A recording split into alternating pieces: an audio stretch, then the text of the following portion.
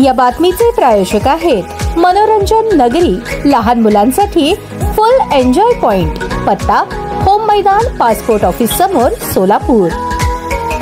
पावसामुळे शास्त्रीनगर परिसरात घर पडले। शास्त्रीनगरच्या ताईंचा वाहिद भाईंना फोन, आयुक्तांना मेसेज, पंचनामा करून तात्काळ मदत मिळवून देणार। सध्या सोलापूर जिल्ह्यासह शहरामध्ये देखील पावसाचा जोर वाढला आहे। सलग 5-6 दिवस शहर जिल्ह्यात पाऊस झाल्याने अनेकांचे नुकसान झाले। शेतकरी बांधवांचे पिके वाहून गेली। शहर परिसरात अनेक नगरांमध्ये पाणी शिरले। नागरिक अक्षरशः या पाण्यामुळे हैराण झाले आहेत। इतकेच नव्हे तर झोपडपट्टी भाग म्हणून ओळखल्या जाणाऱ्या शास्त्रीनगर परिसरात एक चक्क घर पडले। अशी एकंदरीत अवस्था या पावसामुळे सोलापूर शहर जिल्ह्याची झाली असून दरम्यान शास्त्रीनगर परिसरातील वीटभट्टी गुड्डू दवाखान्या शेजारील एका ताईने सोलापूर शहर मध्य युवक काँग्रेसचे अध्यक्ष वाहिद बिजापुरे यांना फोन केला। संबंधित ताई म्हणाली, वाहिद भाई, पावसामुळे आमच्या घराशेजारी राहणाऱ्या एका बहिणीचे रात्री अचानक घर पडले। सुदैवाने कोणाला काही झाले नाही, परंतु त्यांचे खूप नुकसान झाले। घरामध्ये 6 बहिणी असून आपण काहीतरी मदत करावी असे सांगितले असता तात्काळ वाहिद बिजापुरे यांनी संबंधित ठिकाणी पोहोचून संपूर्ण घराची पाहणी केली आणि तिथून महापालिका आयुक्त सचिन ओंबासे यांना मेसेजद्वारे घटनेची कल्पना दिली। आयुक्त सचिन ओंबासे यांनी तात्काळ तलाठी पाठवून पंचनामा करून त्यांना मदत करू असे आश्वासन दिल्याची माहिती यावेळी देण्यात आली।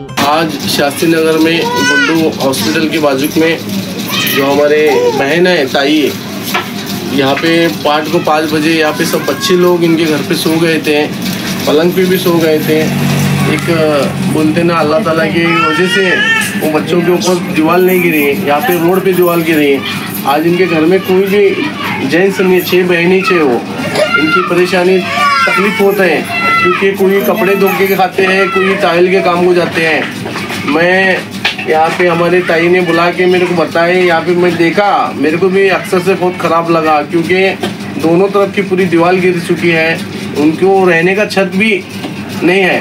तो मैं सोलापुर महानगर पालिका के आयुक्त साहब को गुजारिश करता हूँ कि आप ऐसे लोगों की परिस्थिति को तुम सामने आके इनको आर्थिक मदद देना चाहिए सर, क्योंकि शास्त्रीनगर में ड्रेनेज का प्रॉब्लम ऐसा है, रोड पे पूरा पानी जाता है, लोगों के घरों में पानी जा रहा है, तो यहाँ पे प्रशासन ने कोई ध्यान ही नहीं दे रही है।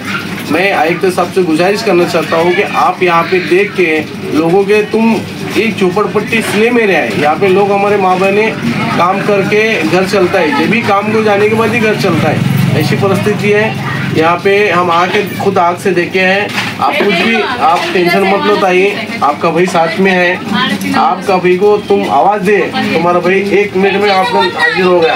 आप बिल्कुल ही टेंशन मत लो, अपन कुछ तो कुछ लेके मदद मेरे तरफ से भी, महानगर पालिका से भी मैं तुमको देने की तैयार। ताजा बातम्या पाहण्यासाठी प्राईम महाराष्ट्र न्यूज चॅनलला सबस्क्राइब करा।